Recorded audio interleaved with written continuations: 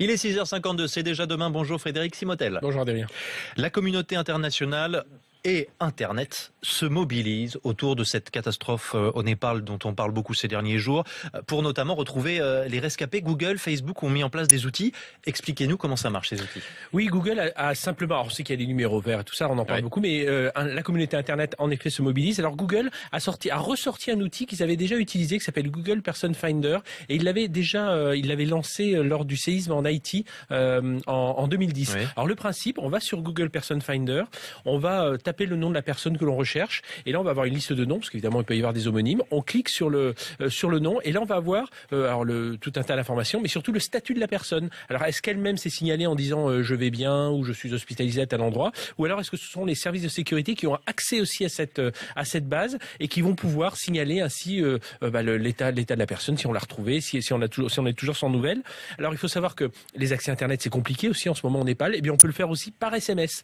Et aujourd'hui il y a plus de 5700 dossiers de ce type qui ont déjà été faits avec Google Person Finder. Donc il y a un numéro que met en place Google et on envoie un SMS à ce numéro, c'est ça? Exactement. Très efficace. Et Facebook aussi, de son côté, a mis en route son outil dans le même but, donner des nouvelles des proches présents au Népal. Voilà, alors cet outil s'appelle Safety Check. Alors ils ont repéré déjà auparavant les gens qui avaient posté des photos, des informations sur Facebook.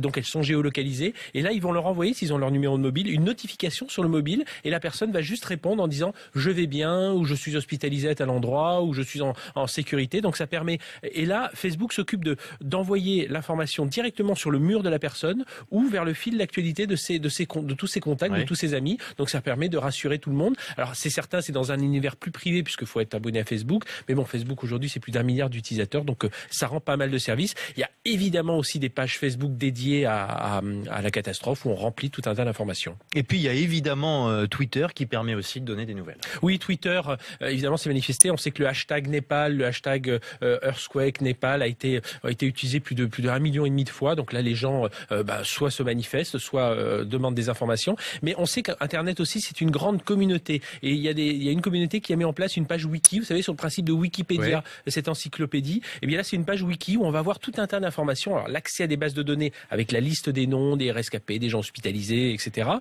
Aussi une liste des choses dont ils ont besoin. Voilà, tout un tas d'informations pratiques sur cette page wiki.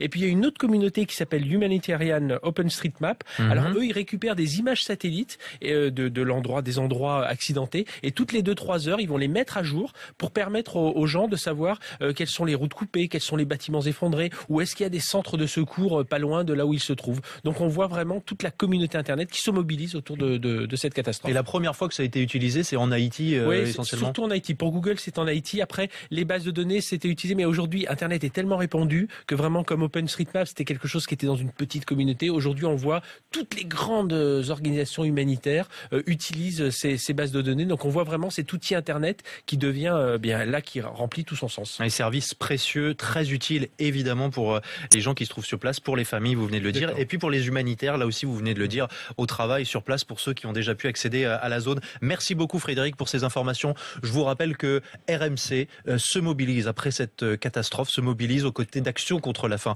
pour venir en aide aux nombreuses victimes. Dernier bilan, plus de 4300 morts, plus de 8000 blessés et combien de sinistrés? On estime que 4,5 millions à 6,5 millions de personnes ont été frappées par cette catastrophe au Népal.